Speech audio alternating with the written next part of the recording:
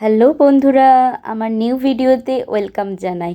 আগের পর্বে তোমরা দেখেছো পৈতে বাড়ির আইবুড়োবাদের সুন্দর কিছু মুহূর্ত, আর আজকের পর্বে থাকছে সেই বিশেষ দিনের মূল অনুষ্ঠান। আজকের দিনটা ছিল খুবই আনন্দের, নানা রকম আচার অনুষ্ঠানের মধ্য দিয়েই শুরু হলো পৈতের মূল পর্ব। এই সুন্দর মুহূর্তগুলোই আমি তোমাদের সাথে ভাগ করে নিতে চাই। চলো ভিডিওটা শুরু করা যাক। আমরা রেডি হয়েই চলে এসেছিলাম পৈতে বাড়িতেই। এসেই এখানে টিফিন খেতে বসে পড়েছিলাম। আর টিফিনে ছিল আজকে লুচি আর আলুর দম, আর সাথে ছিল মিষ্টি। আমি তো লুচি যেহেতু খেতে অত পছন্দ করি না, তাই আমি মুড়ি নিয়ে নিয়েছিলাম। ওই লুচি একটা খেয়েছিলাম, আমার সাথে সাথে আমার মেয়েকেও হাতে একটু লুচি দিতে হয়েছিল, যেহেতু ও বায়না করছিল বলে। খেতে খেতেই ওকে আমি হাই করতে বলছিলাম, আবার ভুতুকেও বলছিলাম যে হাই করে দাও। ওরাও তো কি সুন্দর করে দুজনে হাই করে দিচ্ছিল। আমার মেয়ে তো বড্ড খুশি, যাকে বলে একদম। তারপর তো খাওয়া দাওয়া হয়ে যেতে চলে গিয়েছিলাম যেখানে অনুষ্ঠান হচ্ছিল। আর পৈতে অনুষ্ঠানের সমস্ত নিয়ম নাকি বিয়ের মতনই হয়ে থাকে। আমি কিন্তু প্রথমবার পৈতে অনুষ্ঠানের মূল আচার অনুষ্ঠান পর্ব দেখছি। আগে এই নিয়ম কোনো দিনও দেখিনি। যাই হোক, এখানে নাকি বৃদ্ধি অনুষ্ঠান চলছে। আর আমরা তো বসেছিলাম, মেয়েকে তো পিসিমা নিয়েছিল। ওয়েদারটা এত ঠান্ডা ঠান্ডা না, কি বলবো, যেন আবার কুলার চলছিল। তো বসে না আমার না ঘুম পেয়ে যাচ্ছিল।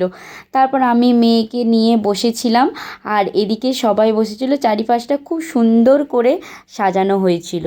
তারপর তো তর্তে এখানে যা যা দেওয়া হয়েছে সেগুলোকেও মানে সাজিয়ে রেখে দিয়েছে একদম একদম পুরো বিয়ের মতন। যিনি নাকি ভিক্ষামা হন তিনি নাকি এই তত্ত্বটা দিয়েছেন, মানে তাকেই নাকি দিতে হয়। তারপর তো বাইরে এসে লস্যি খেয়ে নিলাম, আর মেয়ে তো একটা ফাঁকা গ্লাস হাতে নিয়ে খেলা করছে।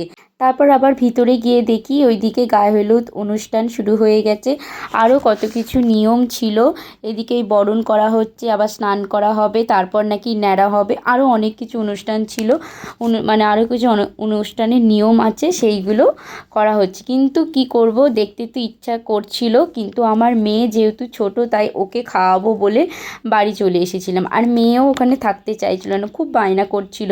যাই হোক, মেয়েকে খাইয়ে তারপর আবার রেডি মানে শুধু শাড়িটা চেঞ্জ করেছিলাম।